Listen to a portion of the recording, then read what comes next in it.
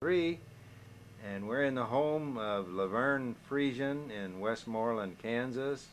He was born January the 12th, 1921, which makes him like 82 years old.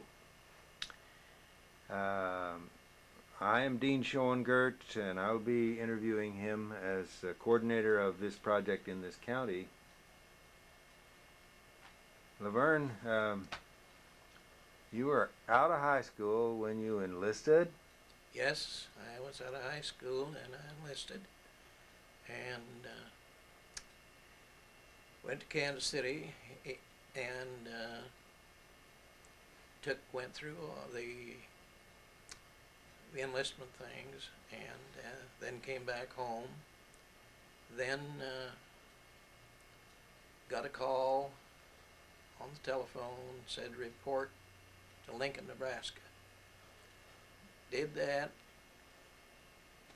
and went, and after the Lincoln, well, then we hung up there for a couple of days, and then when they was getting people together, and then we went down to one of the Carolinas, and where we really had to just put up a camp down there. There wasn't one. We just blasted latrines out of the hillside and so on, and we lived in tents and went by truck to some medical facility where we got shots, and then from there we ratted around to other places which I don't remember, but wound up when I finally got a more or less permanent place, I wound up with the 9th Armored Division, and we went to Camp Perry, Ohio, among other places, and then we came back to Camp Funston, Kansas, and 6 of us were picked from our company to go to Fort Knox, Kentucky for tank schooling, and we did that and came back to Camp Funston, and for a short while I was an instructor to some of the other people on tank suspension and hull and chassis, and till I got sick, and when I came back, why to the company, why there I had been replaced, so it was a short-time job, and we went. Let's see. We went to the desert for maneuvers. We maneuvered in California and Arizona, and then from there we went to Camp Polk, Louisiana, where we did maneuvers in Louisiana and Texas. When you did maneuvers, were you working as repair of the tanks then too, or were you actually in the tanks? No, we never were in the tanks. The other, you see, ours was strictly maintenance. Maintenance. Yes, and we did not break down any of the units like transmissions or differentials or etc. What we did, when one would fail, we would just take a crew up to wherever it was and Our tech truck would bring in a new one or refurbished one, and then we'd just take the old one out, drop the other one in, and they'd take the bad one back to base ordnance, let them tear it up. Then let's see, from there, I don't know how the sequence went, but anyway, we also, the 9th got ready to go overseas. So, all right, we run through the physical, and on account of a paralyzed eye, which didn't allow side vision enough, I was graded out and tossed over into the 12th Armored Division. Then later,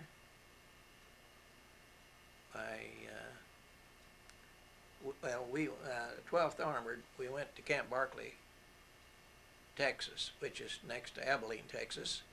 We maneuvered there. And then from there to Camp Shanks, New York, where they weren't so picky this time. And I guess if you was warm, that was it.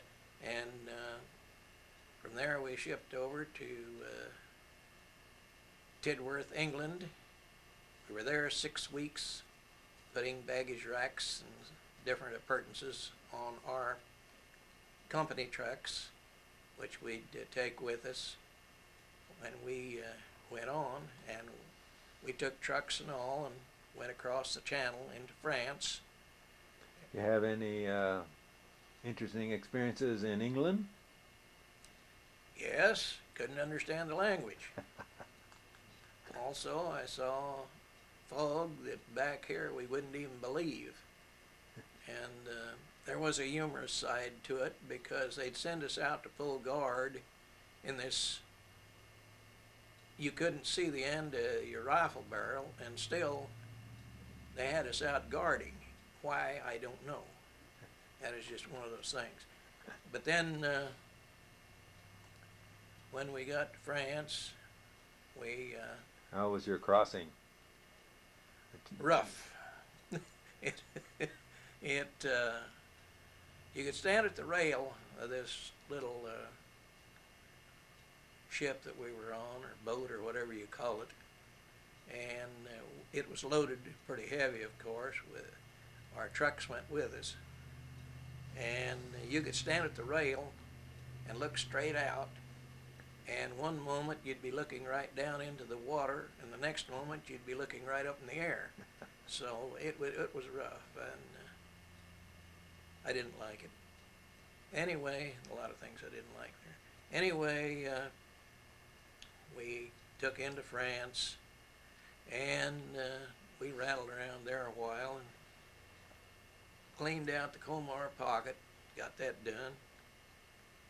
What is the Colmar pocket? Well, that's just near Colmar, that's all. There was a heavy pocket of resistance there, and of course the 12th was called, well, I think at this time we were called the Mystery Division, because the enemy hadn't found out what the number of it was or something, I don't know. But anyway, the Mystery Division, as it was called, it went in and cleaned out the pocket. We got through with that, and we went on up the pike and got into Germany and so forth there, and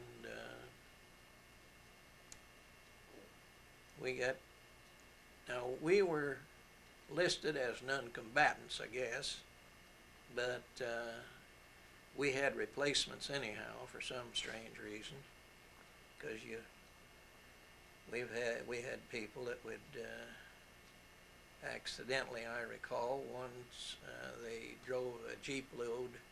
Well, there was 4 in the Jeep of our people, and they drove over a anti-tank mine, and we lost them right there, of course. then we had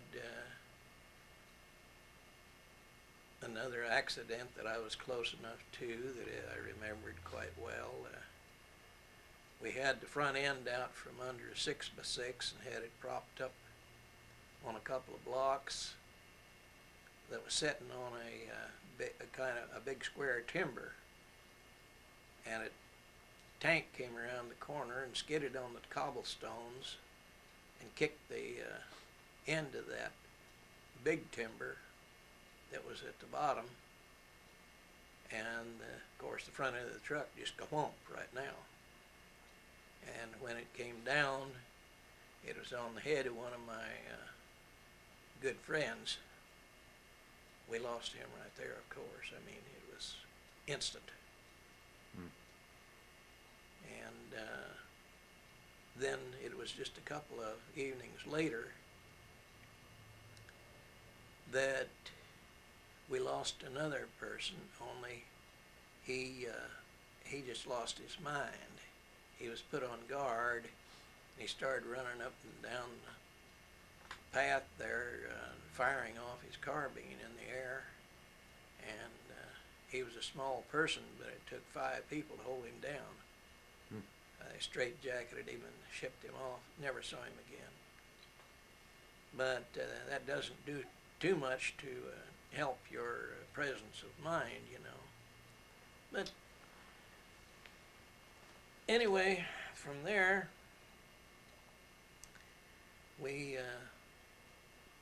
I didn't know half the time where we were or why, of course. In fact, our company was all split up because I was a 6x6 driver and mechanic, or slash mechanic, you might say. And I'd get called for to run back and get 100 and some 5-gallon tins of gas at a gas dump and bring it up, and a few things like that off and on. And also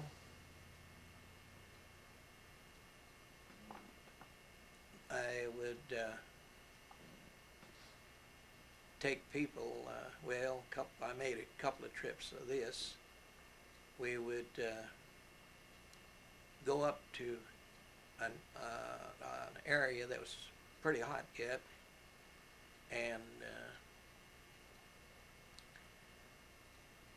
I'd carry, I don't know, 3 or 4 mechanics and 1 officer up, and they would look at this.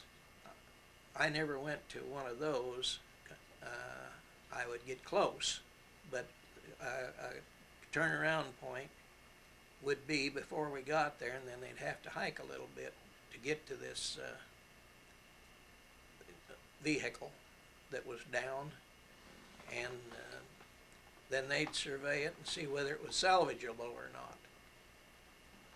And I had to get the truck turned around and keep it ready to go, period. I mean, you didn't shut it off.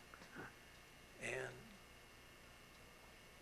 we did that, and somewhere along the line, we crossed the Rhine and the Blue Danube, and I mentioned, or maybe I didn't, we got involved. Our division was pretty well involved with Battle of the Bulge. We went through that, and we crossed Rhine and Danube, and I don't really know where we went, but I remember just before the fight was all done that we moved into an area there, our farthest area up, and I could see the Alps in the distance. Well, by the way, our company would seldom be together. They were strung out, and I wouldn't see the CP for maybe 3 days to a week. Anybody fed you, any sent you on up the line. It was pure chaos, but we kept the outfit going. And Well, the Battle of Bulge was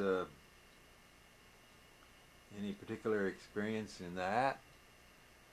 no, it was awful cold, Uh-huh. and I during all this mess, I was kind of I don't know how to say it, but your values change, and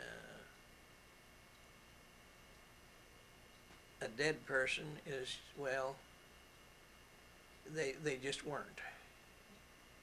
They were. It was a good thing it was real cold then, because they just stiffened out and froze, you know. But I don't know if it was something you never get over or what, but it changes you mentally. It did me anyway. And there is something I would throw in on this. If you ever ask an ex-GI if he's ever been scared, I mean really scared, and he says, "Nah, I never was scared," there are either he is lying to you, or he does not have the capacity for fear, because, or of course, he wasn't in any place where you get scared.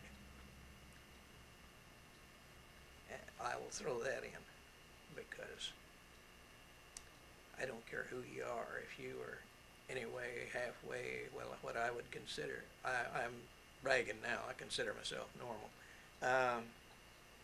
It'll scare you to death, and it marked you. In fact, it marked you to the point where if you were in a room, of course, we move into a village, and a bunch of us would move in and sleep in a room when it wasn't too hot an area, but still, you slept. Well, my TO weapon was what they called a grease gun. It was a 45 automatic, straight automatic 45 with about an 8-inch barrel, and I think a 30-round clip, shot 45 ACP. And when you crawled into your sleeping bag, you had that there with you. And if anybody come into that room, now I usually sleep real sound, but if anybody even come into that room, no matter how quiet they was, you was awake.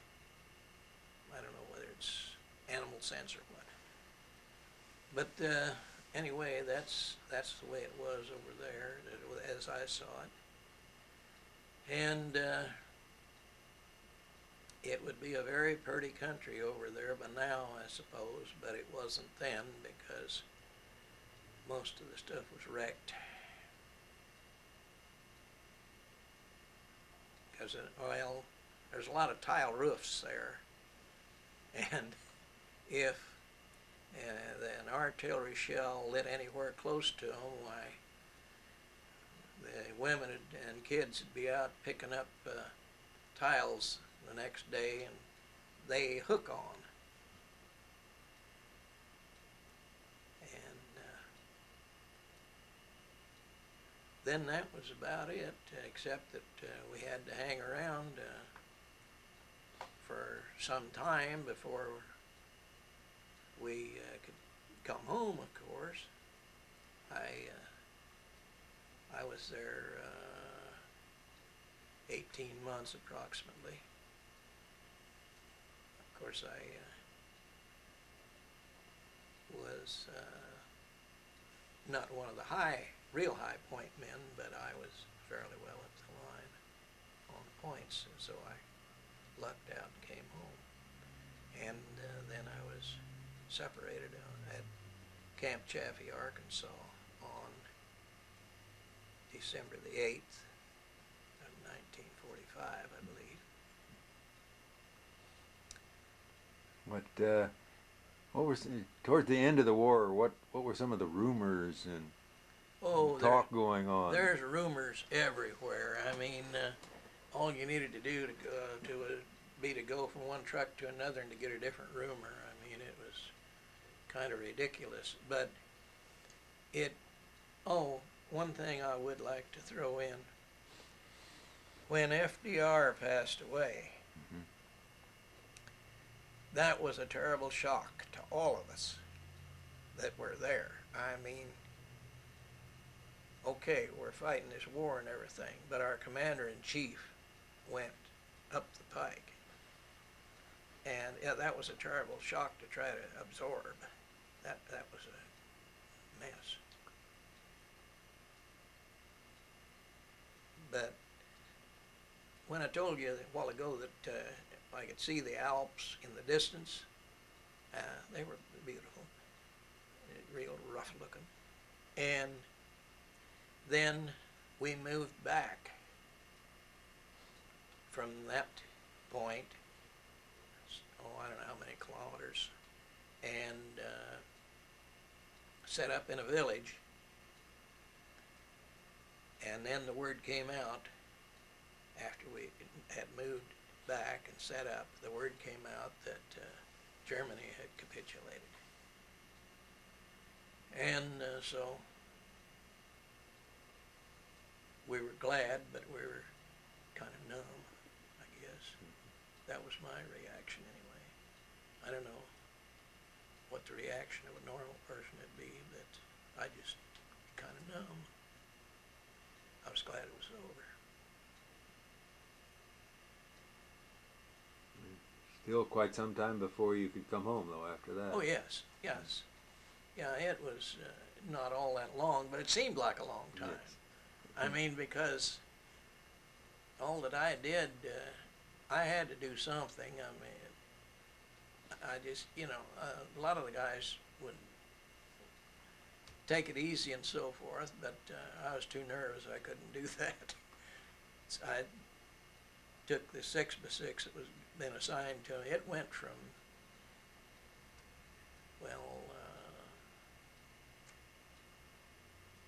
from England, I'll say, right on till we made the last drive to come back to get on the boat to come home. It was a mighty good old Jimmy.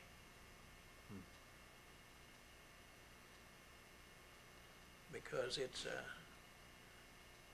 although they're not rated for that,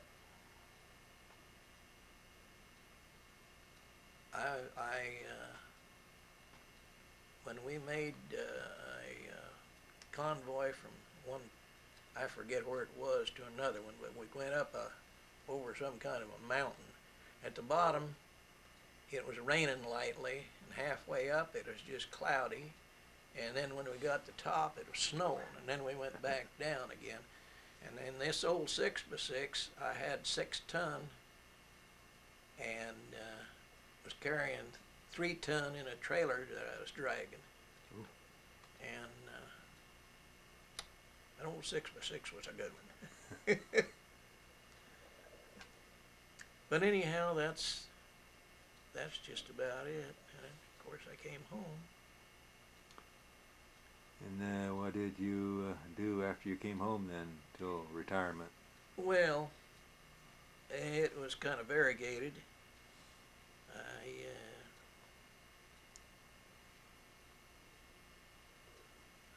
went into mechanic up here for a short while here in West Dave, and then that it just wouldn't pay off.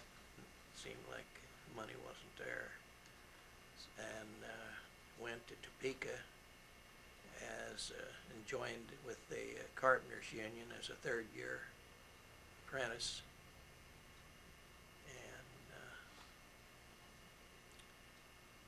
And let's see, from there down to, I did several different things. And went to Fairview, Kansas, up near there. Stayed up there for, what were we, about a year there? She's not here. I think we stayed about a year in Fairview, near Fairview there, where I worked for a fellow up there. He's a real nice guy. And then my father came up, and younger brother, he'd been out on the ranch / farm out here in the hills, about 3.5 miles. And he said he was moving. He was taking another job. He was moving off the farm. And Dad says, well, we need you bad. Okay, so we moved down here to what they called the lower place. There was a lower place, upper place. Upper place was where my parents, in fact, we moved there in January of 27. And so the family and I moved down to this lower place then. And we stayed there for just over 40 years. Really? And then due to medical reasons, why we finally had to move to town. I would rather stay out there, but I can't. Were you married while you were in the service? Or? Yes and no. I was just a little while before we went overseas. I was married. And so what did your wife do while you were gone? oh, she worked up at she went to Belleville. That's her home station, you might say, where her relatives are. And she did some clerical work up there and so forth. I see. And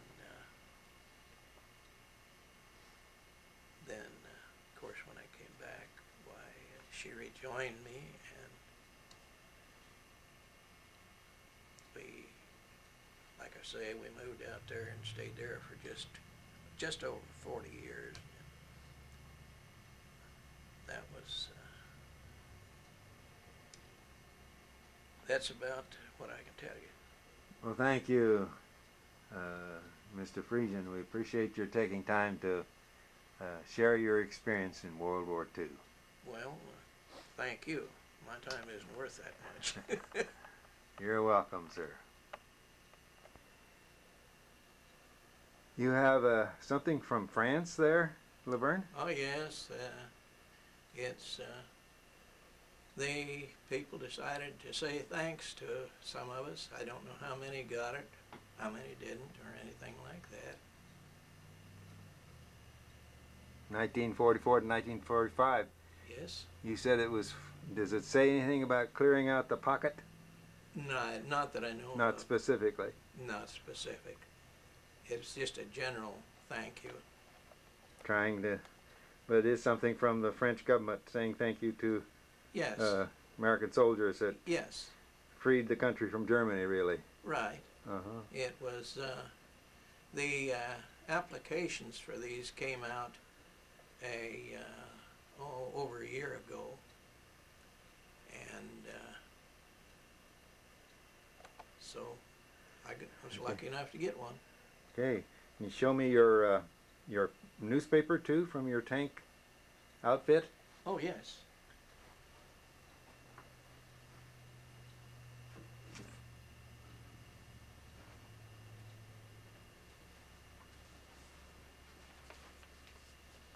Yeah, this is the Hellcat News, and it's a monthly paper. Uh-huh. So it's really for the armored division? Well, yes, it's for the entire. All the companies are in it. Uh-huh. Each of them has a little section in it. And You've gone to several of the reunions? I've gone to a couple of them, yeah. The wife and I go, but not lately. Okay. Well, thank you very much. Parts, and we were all supposed to be mechanics, and we each had tech trucks for the tools like lathes and stuff like that Oh, that my. the guys used Really? whenever you had to turn out a. But we now, what I want to emphasize is the fact that we never tore down. We had our artillery section, of course, that they worked on the big guns. Okay. But we did not tear down an engine or a